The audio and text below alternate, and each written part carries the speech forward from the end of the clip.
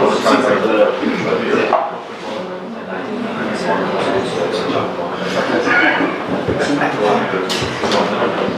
I'm going to start now. It's half past. Thank you everybody for coming to my talk. For those of you that have just been to the panel with Alice Bobby, Kent and Stephanie Jennings and myself, I hope I don't repeat myself too much. There's quite a lot that came up in that session that I might be talking about today, so you just have to hear it twice, I'm sorry. I feel a bit of a fraud being here, to be honest, because so many people that are giving presentations and have done trips have spent months or even years planning and saving and getting maps and really saving up for work and working hard. For me, it wasn't like that. My trip was a complete accident, and all I had to do was say yes when I was invited to go. And somebody else had already done a lot of the research, and I just went along for the ride. But that's how I live my life. Jack, can you speak up a bit? I'll try, but I've been talking all weekend and there's not much voice left, and I'll do my best.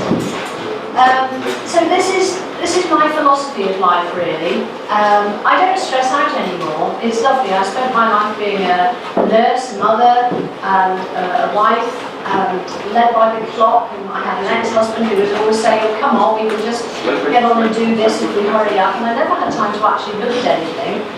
So I decided I'd live my life like this halfway through my trip. I started my trip in 1998, actually. I started as a backpacker. My marriage went wrong, and after 20 years, and so I went backpacking, and I learned that this is the best way of going through life. So during the presentation, this is what I'm going to be covering: how it all started, about the bike, why an Enfield, for heaven's sake, you might ask yourself, about my travels, frequently asked questions, and my tips for going with the flow, and I hope we'll get it all done from now. I don't know if anybody's old enough to remember the very, very hot summer of 1976. I do. And I had two small children, and that's me and my elder daughter Claire, and I had another little baby, and I was trying to keep cool, and my husband, my ex-husband, used to go to work on this Honda. Now we're not quite sure, we can't remember if it was Honda 50, 70 or 90. Anybody enlighten me on that? No? Well, anyway. It's just in the text.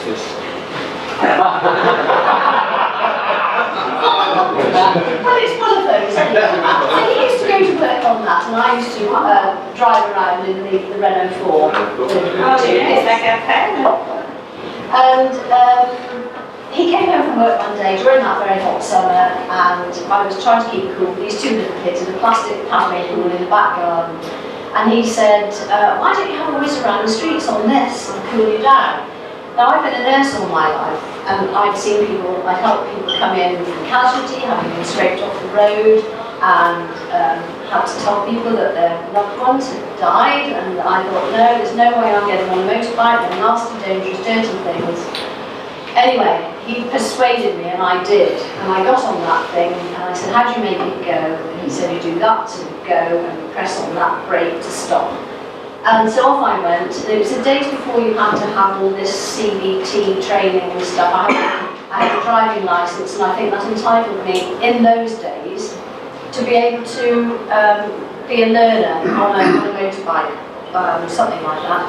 So off I went, and within about half an hour I was completely hooked, and I've had a motorbike ever since. But that was the first one. As I say, I was a nurse, I was a health visitor, I was looking after families with problems, I was working in an inner city area in the North Midlands, trying to persuade people to stop smoking or eat healthily or get some exercise. It was quite a stressful job. I had children on the at-risk register that I was trying to keep safe. That's my ex-husband behind me. I haven't quite cut him off. We're still quite good friends. In fact, we took the grandchildren camping last weekend, so we get on reasonably well. But I look a bit weary and careworn there. But within a very short time, I was like that. And so this is me on Karakoram Highway in Pakistan. And as you can see, there's no tarmac. I've got no helmet and no worries either. I didn't need a helmet in Pakistan. I'm afraid I took that decision that if I didn't have to wear a helmet, I wouldn't, and I didn't. And the Enfield isn't a speed machine. It's a reliable old thumper, and tarmac, when it was available, wasn't very much, so I wasn't able to go more than about 40 or 50 miles an hour at the best of times. So I decided to go helmetless. Right, so that's how it started. Why an Enfield? Well, I'd always had Japanese bikes up until this point. I'd had a Honda. I went from a Honda 50 to a Honda 125. I took my test and passed it. Then I had a CB200. Then I had a lovely Honda 404 that broke down every time it rained, so that had to go. Then I got a Suzuki GS500E, which I loved until somebody stole it. And then I ended up with this. And this is the same bike that's in the display tent out there that a lot of you have had a look at. And it was a bit smarter there. All the chrome fell off the crash bar over the years, so I had to paint it with hammerite. And it doesn't look quite as smart as that now. The reason I got a bullet was when I was backpacking, because my marriage came to an end, I got all the blame, of course, and I went backpacking, and when I was in India, I met a Dutchman, and he was riding on an Enfield, and to cut a long story short, after a certain amount of time, he found me at home when I got home from Bristol from backpacking. Oh, what have I done? Oh, what have I done? Oh. And he invited me to buy my own Enfield and join him. And so off I went to India, and to make another long story short, ended up buying my own Enfield. We travelled along together. I absolutely hated it to start with because I didn't understand. I didn't even know you had to change the oil on the motorbike, because every year I would take my nice Japanese bike, whatever it was, out of the garage, take it to a mechanic and say, do whatever you have to do for me to ride it this summer, and then I put it in the garage in the winter, and so on and so on. And he said, you've got to change the oil. And I said, what do you mean I've got to change the oil? He said, here's the dipstick, you've got to keep topping it up, and every now and again we have to empty them out, because we have one each, and top it up with oil. So this was all new to me, and I had to learn how to change cables and all the other things that you have to do with a motorbike like this. And it was not the smooth motorbike that I had been used to, so it took me a while to get used to it, but now I'm passionate about it. And then I learned that in Islamabad, I could always win all the slow races, and it's because they put a tyre on the front that should be for a sidecar, so it had a square profile, and so to actually turn corners on the bike was quite an effort, but I got used to it, and we didn't know why I kept winning all the slow races, but it was because the bike wouldn't tip over. When I needed a new tyre, got a round profile one, I suddenly did fall over quite a lot. But you can do anything on the Enfield, but even they get stuck sometimes. And this is an avalanche on Karakoram Highway. We've been up to the border with China, and we're on our way back down when this happened. And obviously we couldn't go any further.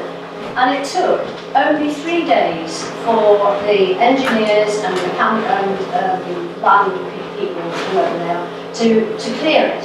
And they came with dynamite, and they heaved the stones over with wooden staves. They just tipped them over into the valley below, and the road was clear. And 3 days later, we got across. My bike was lifted over in the end, and so off we went.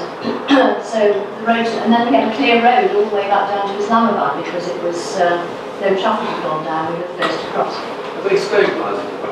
Those are crutches, of which more later. I broke my leg in Pakistan, or somebody broke my leg for me in Pakistan. The bike cost me £1,000 new. I bought it in Chennai in 2000, And I've spent far more than that shipping it all over the world since. Shipping sometimes, flying sometimes across the wet bits. Where there weren't any wet bits, I rode it. And this is in Bali, and they insisted that I sewed it up in sacking, ready for it to be winched into a barge from Bali to Timor. So that's what I had to do. I had to sew it up. And that didn't cost very much, really. So about my travels. This is a terrible photograph. All my photographs are taken with an old-fashioned film camera, except this one. And this was the first digital picture that I ever saw, and it was one of the first cameras. This is 1 megapixel. Taken with one of those little camera torches, and that was one of Henriquez's. So yeah, well, that's the sort of road we like doing. And Enfields will do that sort of road. Don't let anybody tell you that Enfields are stuffy and not off-road bikes. That bike's been through all sorts. And that's the sort of road we like doing. So this is the route that we took. I bought the bike here. The Bristol Evening Post did this map, and they didn't quite follow my instructions, but I bought it there, and we went up to Nepal and across and down that way, and then I went this way and over there. So that, and whilst you're looking at the map, I'll read you about a few anecdotes. During the years I spent travelling, I was featured in newspapers in 4 countries, even a Chinese one in Malaysia. I was proposed to countless times, but more for passport and visa reasons than for love. I felt lonely. You do get very lonely when you're travelling on your own. I wasn't always with Henriquez, more of that later. And I wondered why on earth I was doing this. Why wasn't I at home doing something normal and going back to work and being a useful member of society? And then the next day something amazing would happen, and I realised how lucky I was to be in that position to be able to do it. I was inspired by lots of the people I met. In Cambodia, I met a man who had to start his motorcycle by hand because he'd had his leg blown off in a landmine. But I found that the Cambodian people, nothing will stop them, and nothing will stop them smiling either. I've ate yak meat and milked a buffalo. I've held my bike together with string, sticky tape and cable ties. I've stayed unknowingly when I booked in brothels, more than once, more than twice actually. I stepped on a pavement in Calcutta when it was too late to go looking for a hotel, and woke in the dark to find someone trying on my glasses. When I said, "What are you doing?" he shuffled off without them, and as if they didn't fit him properly. He didn't want them anyway. I've been overwhelmed at people's hospitality and generosity all over the world, especially Pakistan and New Zealand, 2 very different cultures. You couldn't find 2 more different cultures. I was given tea and taken down a coal mine in Pakistan by proud miners in traditional dress who carried sacks of coal out on their backs and loaded them onto donkeys. I gave a man painkillers to ease the pain of gunshot wounds in Pakistan. He'd been shot by a rival gang in Chilas, and the ambulance was moving him from the local hospital for everyone's safety. I became a grandmother. And that's little Laurie, and my daughter Claire and her husband Peter, and she is now 12. So I did this trip between 2000 and 2007. I broke my leg on a mountain track, very much like that one, and was flown in 2 hours the distance it had taken 2 weeks to cover my motorcycle. Gilgit is over this way, and where we were trying to get is over here somewhere, before the snow came in the winter. And that was the main road between Gilgit and Chitral.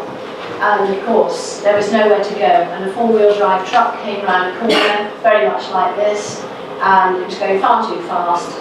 And I had nowhere to go. I couldn't go down and I couldn't go up, so I just had to wait for the crunch. And crunch there was. 1 broken leg. And the man who ran into me said, "Don't worry, madam, your leg's not broken."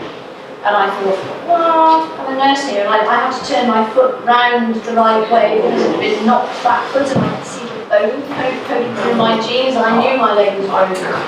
And he said, "Oh, don't worry, your leg isn't broken." pictures of glaciers and molten lava. And this is in New Zealand, and I walked right up to the very much shrinking glacier, Fox's Glacier. It goes further back by quite a few kilometres every year. And then there's volcanoes in Indonesia. And now when I ride my bike to the local supermarket to stock up, I look at it and I think, are you the same bike that was riding between volcanoes in Guatemala, you know? And am I the same person that was doing that? And it's very, very strange. Other things I've done, I've altered the dates on my passport and forged documents for myself and fellow travellers, which was a bit naughty.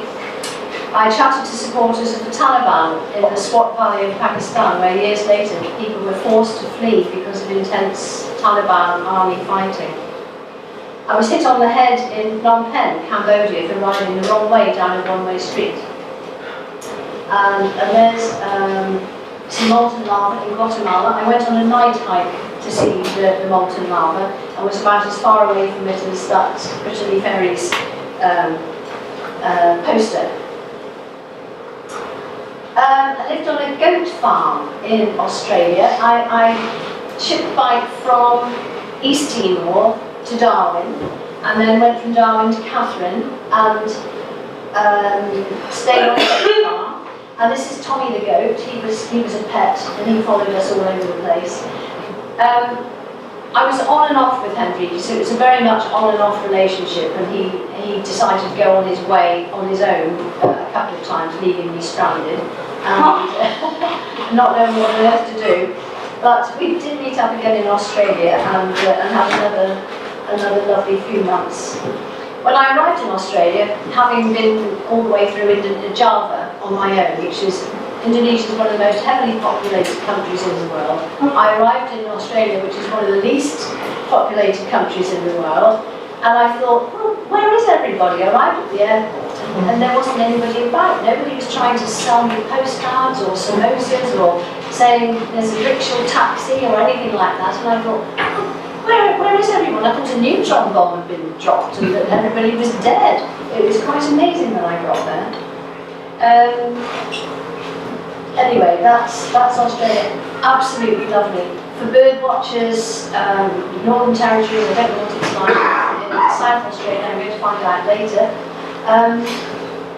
The bird life is amazing, and there was a billabong near this place, and I was able to just sit by the billabong for a few minutes. All the creatures would forget I was there, and in a very short time they'd start peeping and croaking and making noises, and it was amazing. I'd sit there for hours just listening. It was phenomenal. So that was the goat farm.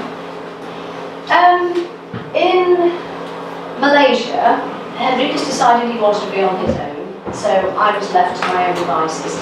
And I teamed up with the skipper on a catamaran, which was a terrible mistake. I should never have done it, because he threatened to kill me.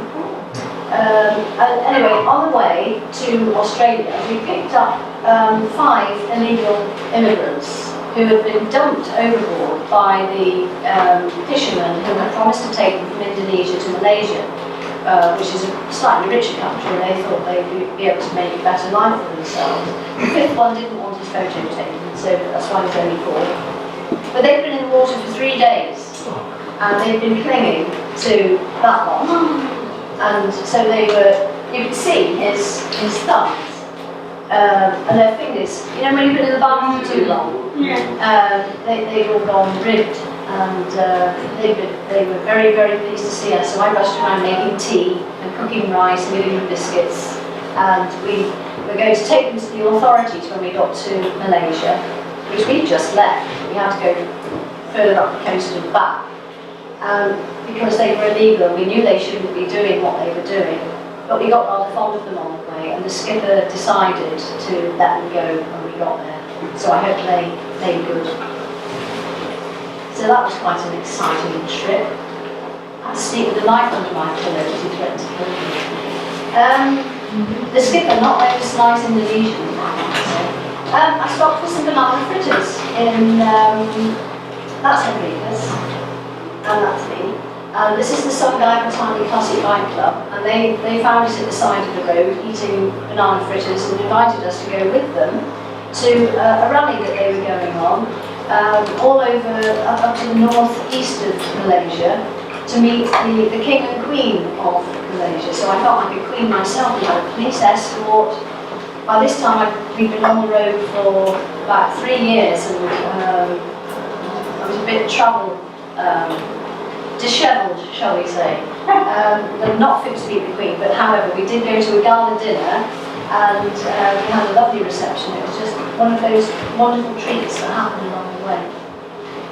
And they had bikes like these lovely Honda Dreams, and these are the bikes that put out the British bike industry, because ours were all black or maroon, or not such whizzy colours as those, because we were too complacent in this country, and we said, oh no, ours are the best in the world, and the Japanese came along with nice things like this that didn't leak oil.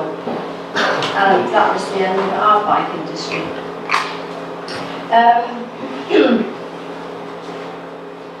In Australia, yes, there's things that will set out to kill you if they can, or if you disturb them at all. This is the sort of place I stayed in when I was camping wild, and I love camping wild. It's the girl guide in me, and as my daughter keeps reminding me, I'm only 10 really. I'd find somewhere like this off the road, I would find a group of trees and just park up the bike and put a sleeping bag on the ground. I never had to get in it because it was so hot. And this is the sort of place where it hadn't rained for about 3 years. You certainly didn't need a tent. And it was really, really dry. And on my bike, I had 5 litres of fuel on one side of the crash bar, tied to the crash bar, and 5 litres of water on the other side of the crash bar. And in places like this, I would just siphon out some water into my enamel mug, put it over the fire, make myself a cup of tea, go to bed, and do the same in the morning. The morning after this was taken, I did the usual siphoning out of the water and felt something come into my mouth. And I thought, what's that? Ouch. And something had bitten me, so I spat it out, and I watched a little pinky brown spider run away. And I thought, it's not got a red back, it's not red back, and it's not black, so it probably isn't a black widow. And I thought, well, it's swelling up, and it was right at the back of my tongue. And being a nurse and had done some first aid, I got a knife ready to do a tracheotomy, just in case. But I thought, well, that's better than dying, isn't it? But I thought I might die, and so I wrote in my diary to people that might find me. Chances are nobody would have ever found me because I hadn't seen anyone for days. And I felt like I'm happy not to worry, that I died happy, which I would have done. Polo matching gilgit. I'm sorry this jumps about so much, but this is the way I am, a bit haphazard. My journey wasn't planned, and I don't plan very much at all unless I absolutely have to. And so I'm back in Pakistan now, and nearly got killed by a horse as I sat with my legs dangling over the wall, and it came rather close. It's not a gentlemanly sport that it is when Prince Charles plays it, I don't think. And you got hit on the head with a polo ball as well. Leeches. A tip about leeches, they can make themselves really, really thin, and they can weave their way through your socks. And so you may think you're not affected by them. I had one, we were in Sikkim in northern India. I was with Hendricks at this time. And one had fallen out, jumped out of a tree, and landed on my forehead, and it just burrowed into my forehead and was having a nice lunch or something. And he laughed at me and he pulled it off, and he thought it was hilariously funny. He took pictures of it and everything. And anyway, we went back to where we were staying, which was like a monastery, and it had a big tiled bathroom. And we went back and we took our boots off, and as we walked along the white tiled floor, we noticed red patches where we were walking, and our feet were absolutely covered in leeches. Some were still attached, and some had dropped off and were fat, like this, full of blood. And so we thought, oh right, well, our boots are full of them, and we thought we'd better check everywhere. So we stripped off, And then it was my turn to laugh because he had a leech where most gentlemen certainly wouldn't want a leech. So it was my turn to get the pliers and pull his leech off. But I didn't take a photograph. If you do ever get into that leech situation, we had to down the toilet, and they didn't mind that at all, so they were climbing back out again and coming towards us. So if that happens to you, put some shampoo in the base of the bowl of the toilet and they can't climb out, just as a tip there. Surely it's dangerous for a woman travelling alone. Well, I don't know whether any of you have just been to the talk with Ants and Steph. We don't know because we've never been blokes travelling alone. So we don't know, but we suspect we're well looked after actually, because people want to protect us and look after us and do things for us. I've been at the side of the road spannering. I had a clutch cable snapped in India on a busy main road, and I was just about to replace it when two Indian gentlemen came up and snatched the spanners out of my hand and said, no, my dear, we will make sure that this is done for you. And so they sent somebody to go and get a mechanic, and the mechanic came back and he did the job, and they paid him a few rupees and he was happy, they were happy. And they invited me back to stay with them in their house because it was getting dark. And they said, oh no, you shouldn't be out on your own on the roads. It was a busy road. So they put me up for the night, took me out to dinner, treated me really well, and saw me off the next morning. And I did have to think, would this happen at home? No. Yeah, exactly. So no, I didn't find it dangerous, but then I was a woman of mature years when I said, oh, let's know now. So I don't know whether that would have made a difference, but I don't know. Men would have to tell their story, but I am asked that a lot. And I learned how to pick the bike up. When I was left stranded by Henriques in Malaysia, I thought, what shall I do? Shall I leave the bike here and go home? What should I do? So I had to teach myself to pick the bike up. You must be able to pick your own bike up. If you go to the sort of roads I like doing, like this. And so I had, on this particular road, it was about 20 kilometres of this uphill mud.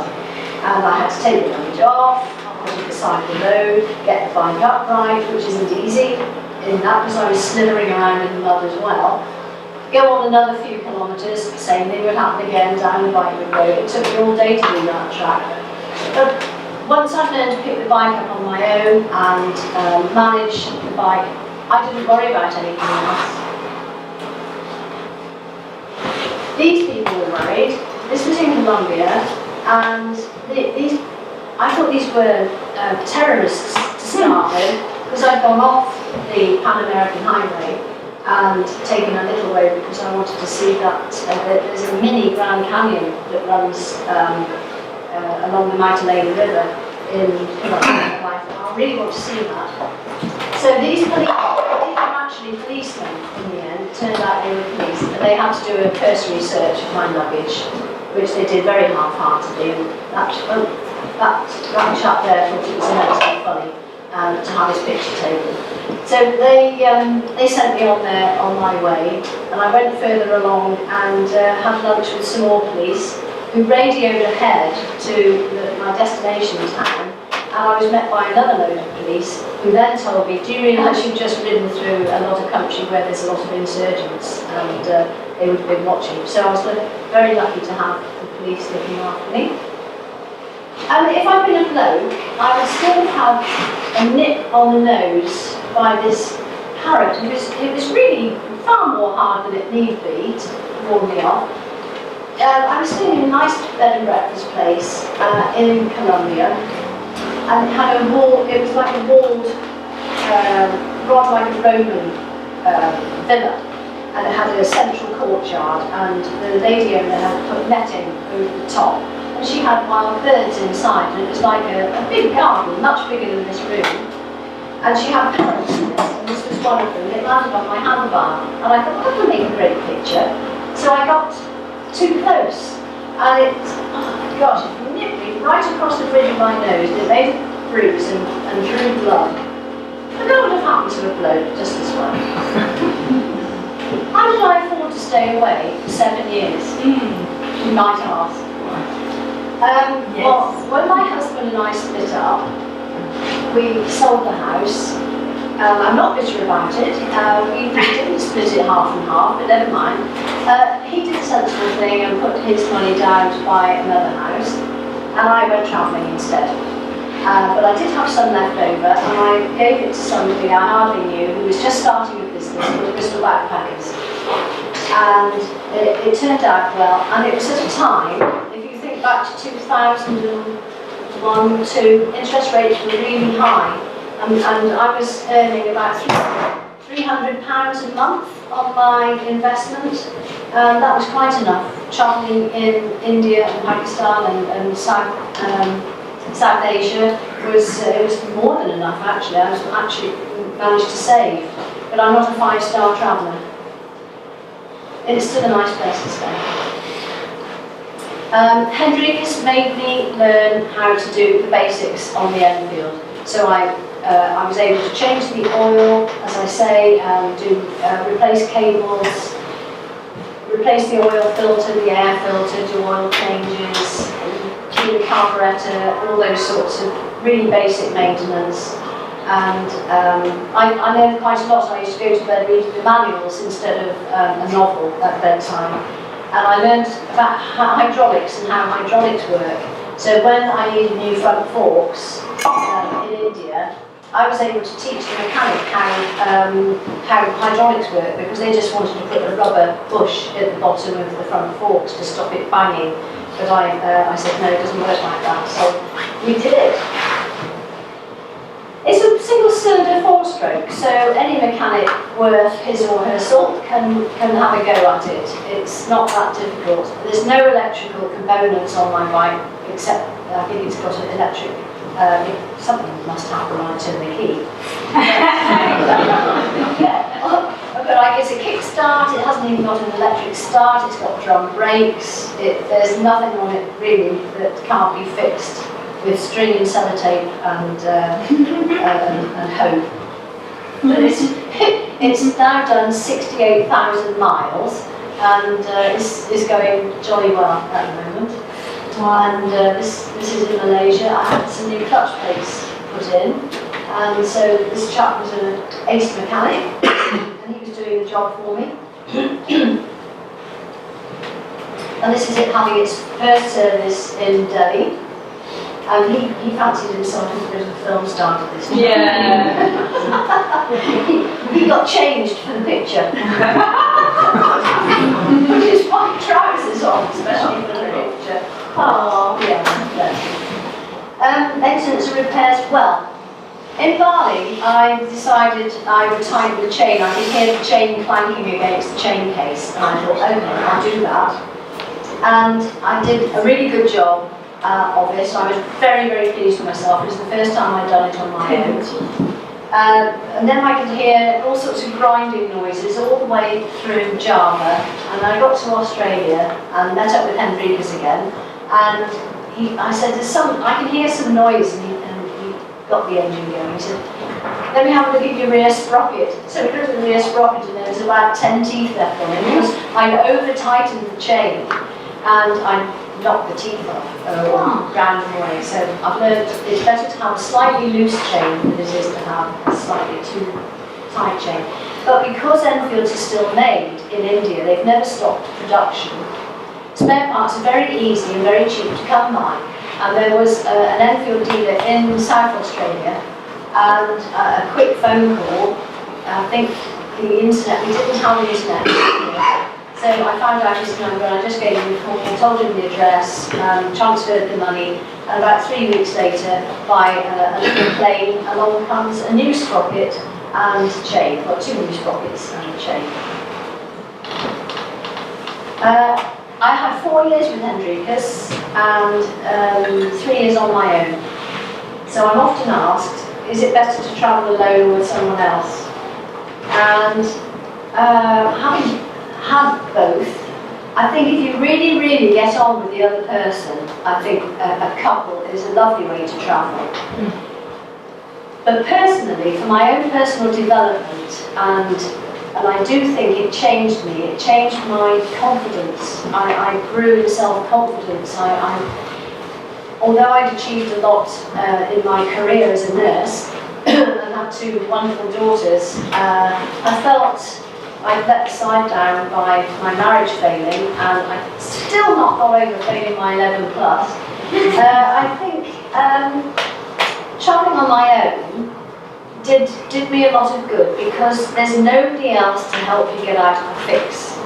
And you've got to either do it yourself or wait forever for somebody else to come along and help you, which invariably I found they do. But it's rather nice to solve your own problem and think, that's not working, or that's making you noise, what could it be? Let me think, well and then you might have a look and you might find a great big hole in your manifold or something that's letting in air, and that's why your engine's popping, and you sort of learn as you go. I'm not a mechanic, but I have learned as I go. So that was me and my Dutchman in Nepal having off-road fun in the mud. And here's me on my own in New Zealand, and I still like riding through mud. So it didn't stop me doing that. I found on my own, yes, you get lonely.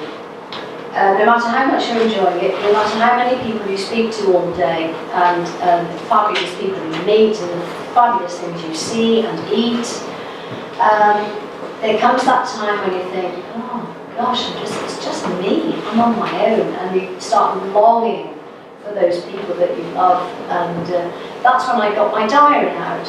And I never intended writing a book, but I wrote copious notes in my diary of what I'd seen during the day that amused me or were interesting, that I think, oh, I wonder why that's like that. And I remember it and I put it in my diary at night.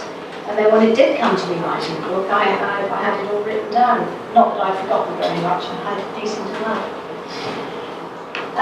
So to cope with the loneliness, I tried stealing other people's pets from time to time. As you can see, this cat is itching to get away. It didn't want to come with me, and its owner wouldn't let it anyway.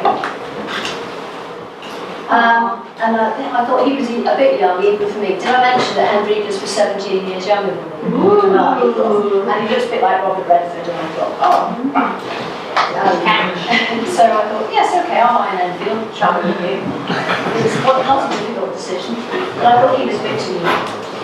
But if all else fails, there's always the soft toy, and like Aunt carries a teddy bear with her, I carry a little miniature soft toy with me.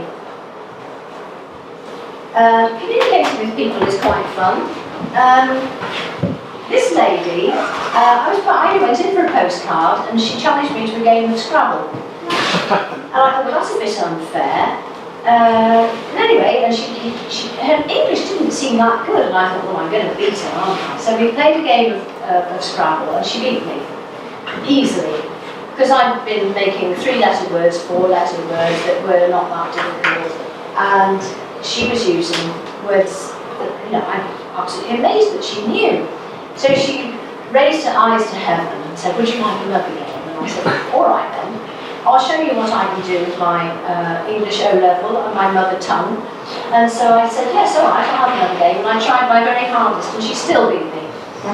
And she had a little book that she kept the scores in, and the only person who had ever beaten her was a German.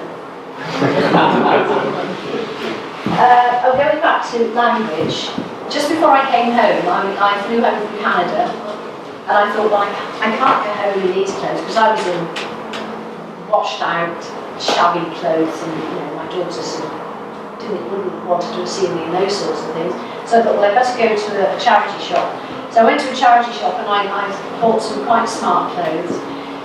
And there was a lady in the shop, and she was absolutely laden with bags and heading for the door. She paid for everything, she was heading for the door.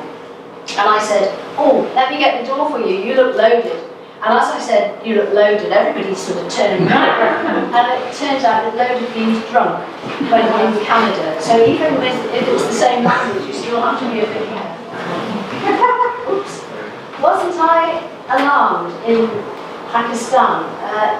Yes, I've been a health visitor in Stoke-on-Trent for about 15 years.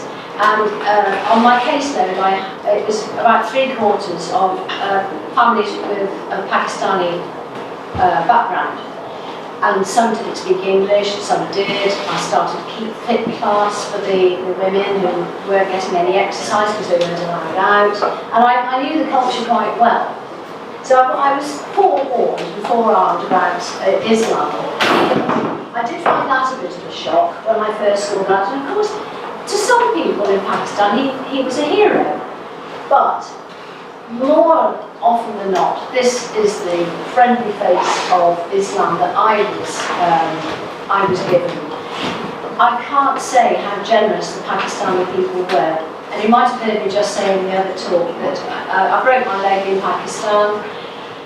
I had a metal frame around my leg. I was mobile with crutches. I could get about. I didn't have a plaster cast on or anything. And somebody at the hospital, who I think must have been some sort of social worker, said, "What are you going to do when you leave hospital?" And I'd been only in there for about 2 weeks, if that. And Henriques and I decided that we'd go to a hotel that was on a level with not too many steps. And he said, "Oh, no, you're coming home. Well, you've got a spare room at our house. You're coming home to our house." And we only knew these people very, very vaguely, and they changed their toilet for me so that I wouldn't have to go down on a squat toilet. They changed the toilet to a European one, especially for me. They wouldn't take any money, they didn't hear about it. And they were very, very kind and generous. And I found that all over Pakistan. And I still have Pakistani friends, and they're just as dismayed about the news reports that they know are going around about them as we are. They're not like that. They're wonderful people, very friendly, hospitable.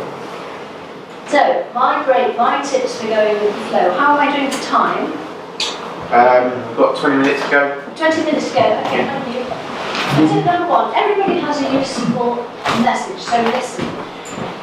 I'm very indecisive, which is why I never have a plan until the last minute. And then somebody will say, "Where are you going today?" And I'll say, "I don't know, what do you suggest?" That sort of thing. And so this is what happened in India. I was leaving a place in India, I can't remember the name of it, it comes to me in about half an hour. And the rickshaw driver stopped me and he said, "Oh, madam, where are you going?" And I said, I don't know. And he said, "Well, why don't you go about 20 miles further north from here, is this place called Thrissur. And every year they have an elephant festival, and it was that day. And that's the sort of thing that happens, I think, when you throw yourself open to anything that might happen, instead of having a rigid plan. And I went, and it was just amazing. There was this big park, and they had, there was once a battle there.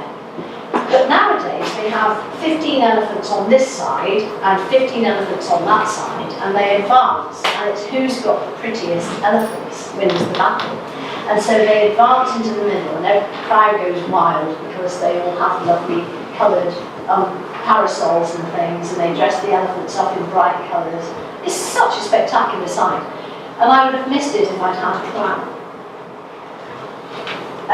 Also, you might have heard me talk in the other tent about the Turtle Beach I went to. I was in Java and I stopped for a cup of coffee, not really having any plan for where I was going at all. And somebody said, "Where are you going?" And I said, "I don't know, what do you suggest?" He said, "Well, it's a bit of a rough ride." He wasn't joking. There's a beach about 6 kilometres from here, about 10 kilometres from here, where the turtles come up onto the beach at this time of the year and lay eggs. And I thought, "Oh, I'd love to see that. I've always wanted to see that." So he said, well, he looked at the bike and he looked at me, and he said, "It's a bit of a rough road. It's sand and there's a river and it's muddy." And I thought, I've done all that, I can do that, that's no problem. Envisaging a little bit of sand at the side of the road and a puddle or two. Anyway, it was really, really difficult to do, and it was downhill, and the track had really jagged rocks sticking out of it, where the road had been flooded like a river, and it had washed all the soil away, and all that was left was jagged rocks. And all I did for hours after riding through a jungle was hang on to the brakes and the clutch and gritted teeth, and I couldn't have stopped.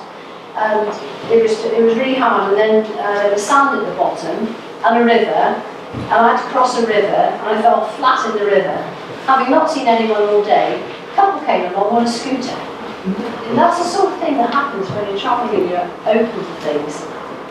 Miracles happen, angels come. It's amazing. So I got to see the turtle, a 100-year-old turtle, female, sort of wheezed her way up the beach and dug out a hole and laid dozens and dozens of eggs. And a ranger was there, and he collected the eggs. She didn't know, and put them in a safe place. And then she covered over the hole and then wheezed her way back into the surf again. And she was about 100 years old, he said. And the next morning, I was allowed to release some baby ones that had been in the nursery and were ready to go into the surf. And off went my baby turtle into the surf, and I wonder if will ever make it to 100 years. Well, they can live up to 300 years old. So I don't know what happened to mine. It'd be nice to know. But that was such a fabulous experience and well worth a very difficult road. Everyone has a useful message, so listen. I was in Guatemala. Yeah, I was in Guatemala. After 6 years on the road, I thought, oh no, another market, I've seen it all. I got blasé, I got big-headed, I got, oh, I've seen it all before, don't show me anything. And I met this wonderful young man, fresh from California. He just bought his bike. He was on his way down to Tierra del Fuego in the south of South America, and he was all full of it, and he said, come on, Jacqui, let's go for breakfast. So we went to this market, just along the road, and he was so full of it. He said, oh, look at that thing, I want one of those, and listen to that music, and look at the colours there, and he was just so full of life, and he revived my enthusiasm for things like this. You know, you go to markets like this and they're selling things, you don't know what they are. A stick could be something to clean your teeth with, or boil it up and use for medicine, you know, just never know. But no, he was wonderful, and he did make me see how blasé I got about everything, which was a good lesson. Kidnapped. Yes, I got kidnapped. I've been warned about kidnapped in Colombia. People were very apprehensive about me going to Mexico for some reason. I found Mexico absolutely delightful. It was one of the places I would love to go back to. I met these Canadians. A lot of Canadians come down for the winter to Mexico because it gets so cold. So these two every year put their 2 Harleys on a trailer, rode down from Niagara, where they live, to Mexico, and leave the trailer at a friend's house just across the border in Texas, and took them around Mexico for the winter. And I met them in a dear little town where I'd been staying, and I'd seen their 2 Harleys. I'm sorry if anyone here has a Harley, but I didn't think they'd be interested in me, because these 2 Harleys were immaculate, with not a scratch on them. And I parked my bike and went and did my bit of shopping. And when I came back, they were looking at my bike and said, what? You on this? And I said, yes. And we had a chat, and they said, we want to travel how you travel. And I looked at their bikes, and I thought, don't you? I said, just look at my bike and look at your bikes. You know, you're going to get yours scratched. Oh, we don't care about that. So that's what we did, and they followed me around for about a week in Mexico, and I changed my plan again, because I was going to fly home from Mexico City and get the bike shipped from Mexico City. But I changed my mind, no plan again. It went out of the window, and they said, we had such a good time together, they said, why don't you put your bike on our trailer, we can make room, and you can come back to Canada with us and fly home from Canada. We live in Niagara Falls, which is something I've always wanted to see. So that's what I did. I changed my plan, such as it was, and went back to Canada with them and had the most amazing time and saw views like this that I would have missed if I'd stuck to a plan. But I did have endless time. I know most people don't have 7 years to just take it. I decided life is too short and that money didn't really matter that much, as long as you got it just enough, which is what I've got. I would miss all these lovely mountains and wouldn't have all these fabulous fun experiences with those two. The most memorable places are often not those in the guidebook. I must be running short of time. So, just very quickly, I was in Mexico and I was getting a bit warm on the coast, so I thought I'll go up into the mountains, looked at my map, oh yes, there's a wiggly road that goes to the mountains, cuts that corner off, that would be great. Went up this wiggly road, everybody was waving at me, and I thought, how nice, what a cheery lot of people. And I got to this place, this little village, and I thought, well, it's time to stop for the night. So I asked this lady, is there anywhere to stay here? And she pointed to the bed, the canvas thing. She said, yes, you can sleep on there. So I did, I slept on there, and it's just marvellous. And the next morning, she made me tortillas, and I paid her what she asked, and I said, okay, where's the road onwards out of here? And she said, oh, there isn't one. And I said, oh. She said, you have to go back the way you came. And I'd been, it must have been about 20 kilometres back where, and that's what all the people were waving for. They were saying, go back, not. So she said, and I said, why? And she said, there's been an avalanche. And I thought, the Pakistani avalanche was only 3 days before they cleared it. So I said, how long has the avalanche been there? And she said, 15 years. So I knew that it wasn't worth waiting.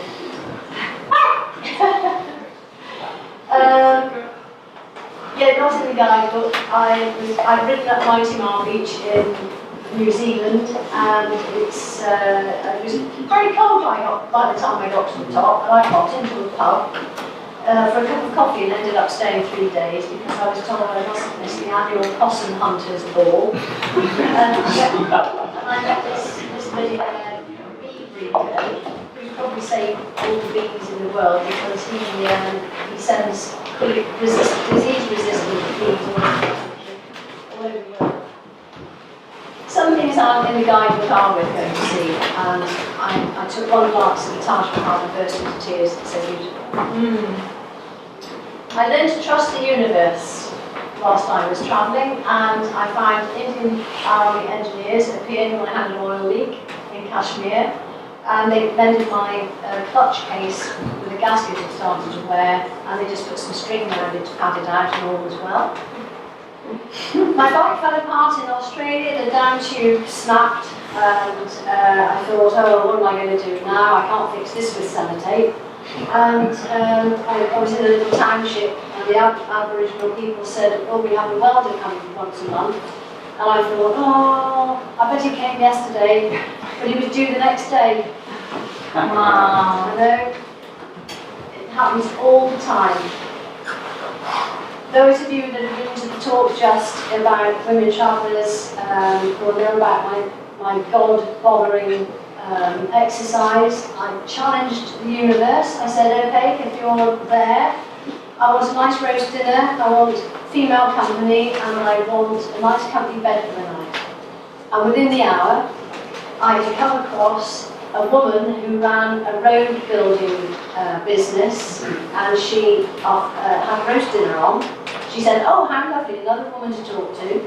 And I slept overnight in the cabin of this rather nice road train.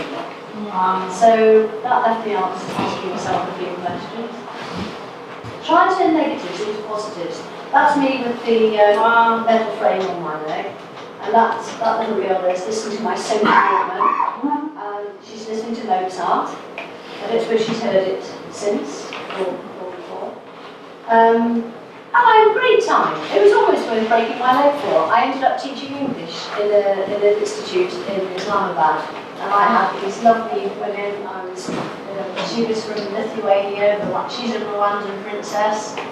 one next to her is from Turkey, the one next to her is from Cyprus, Italy, Greece and Nepal. So I had a lovely women's group and I had a marvellous time. You got cake? And it was my birthday and they made me cake. Sure. I know, fantastic. I had a wonderful time. Negatives and positives, I was all by myself, but I managed.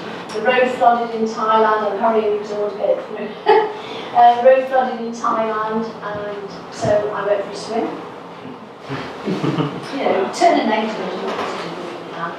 This is a bit of a long story, but thanks to the Australian Department of Transport and Road Services, DOTARS, Henry wasn't allowed to renew his paperwork, and he had to take his bike out of the country and apply to bring it back in. So we went to Papua New Guinea because it was the nearest place. And if we hadn't had that experience, we would have missed this. And it was the festival at Ley in Papua New Guinea, and all the tribespeople arrived in one place and brought all their special tribes thing. It was just amazing. And in fact, paperwork had been up to date and we wouldn't have seen it. This is Norman the possum slayer. In Australia, I'm right in saying, aren't I, that possums are very well thought of and encouraged into people's gardens. They are hated with a vengeance in New Zealand because they're eating all the trees. So it's quite alright for people like Norman to trap them and skin them and pull fur off, and they're mixed with merino wool. They're lovely wool. The experience I missed was seeing Milford Sound because it was foggy, but I met Norman instead. Don't be afraid to ask. This is a shameless excuse for putting this picture on. One of my favourites. There's always plenty of people to ask, and they're all very, very happy to help. Everybody's very happy to help. There's a wonderful website for motorcycle travellers or any other travellers called Horizons Unlimited, where I learned that in Colombia I had to have my registration on a high-vis vest and my registration on the back of my helmet. It's a very good website.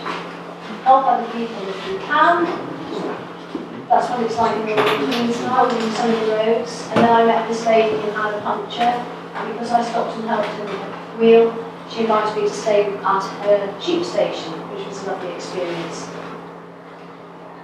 I'm very indecisive and have to often toss a coin. Henry and I weren't getting on very well at quite a problem time actually. And it was heads or tails whether we stayed together. And I tossed a coin and we stayed together, which meant me going to Myanmar instead of Iran. Go on the Jeep.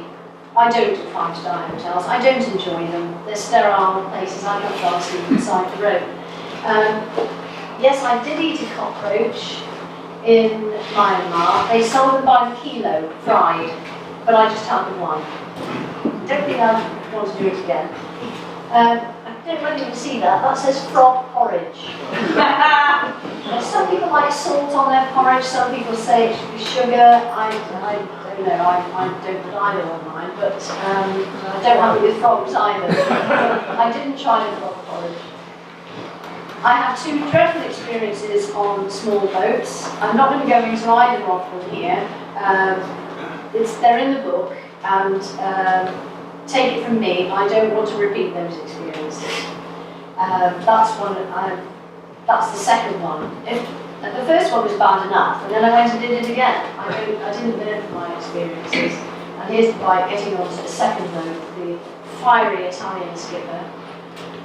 And part of the trip was that going from Colombia to Panama via the San Blas Islands, it was supposed to be the most wonderful experience for snorkeling and cultural exchange, but it wasn't.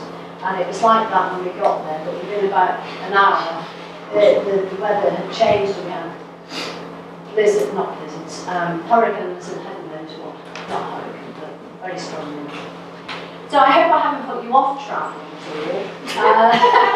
Most of the time, it was absolutely marvellous. And if any of you are contemplating a trip, I hope you have a very happy journey. Woo!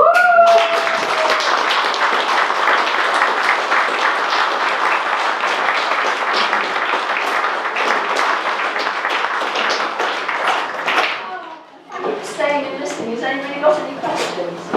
You still ride your bike? Not every day. My only means of transport. I haven't got a car, and it lives with me in Bristol, and it's out most weeks. How often does it get cleaned? Not very often. I cleaned it for this event. Yeah. I found some marvellous stuff that we spray on, and all the grease comes off. It's marvellous. Yeah. We all seem to take too much on our travels, like on this weekend. Well, what's your sort of basic minimum, say, in the clothing department or the spares department?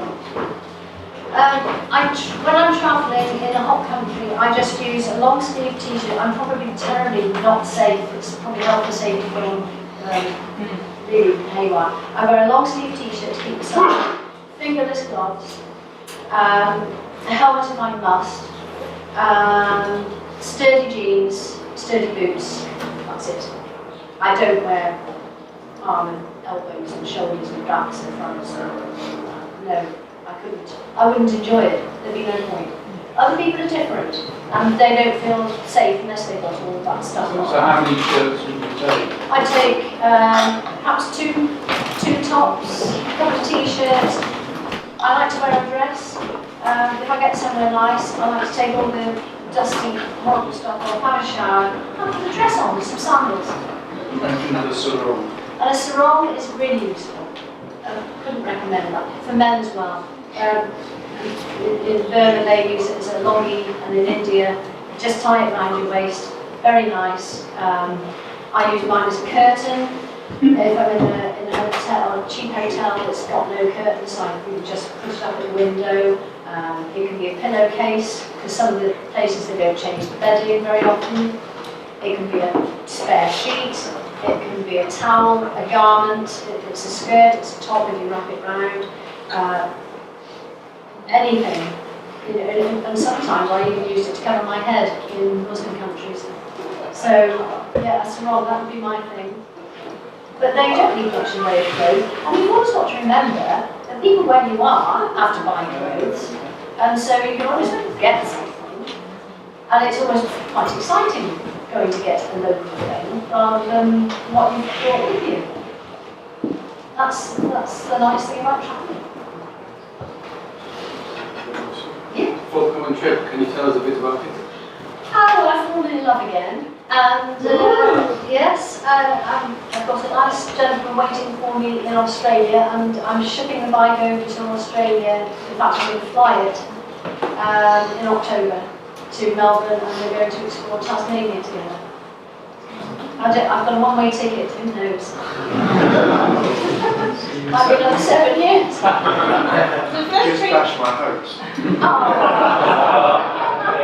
The first trip you did is 7 years. When you decided to go home? Like when You have to read the book. Ah, I don't want to give okay. too much away. Okay, that's fine. Because it's, yeah. But if you don't want to buy the book, I'll tell you later. I don't want to force anyone to buy the book, but those who have, Very good book. oh, thank you. Thank you very much. But yes, there was a reason why I turned around and came back.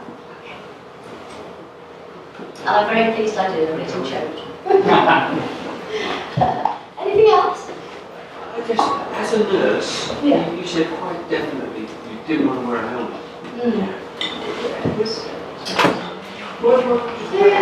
a risk I was willing to take, because the pleasure of riding without a helmet was greater than worrying about a headache. And I was going so slowly on dirt roads most of the time. And I did fall a lot. And I raised my elbows and things like that, and bumped my shoulders. Well, I wasn't landing on my head, and there was no head-on collisions, so I wasn't on fast motorways or anything. And it was a risk I took. And the pleasure of tootling along with your hair blowing in the wind is just absolutely lovely. Sorry. You got sunglasses? What I did, I put a scarf over my nose and sunglasses. and it stayed there, so to protect my nose and my face from the So sun. the dust and... From the dust and the sun, yeah. And my mum never let her skin go near the sun. No, she never let the sun go near her skin, and she lived to a ripe old age and had beautiful skin, but I thought, stop that. So, yes, that's what I've got lovely age spots all over my hands, and who cares? Everyone tells the story. Okay, anything else? Thank you ever so much, everybody, for listening.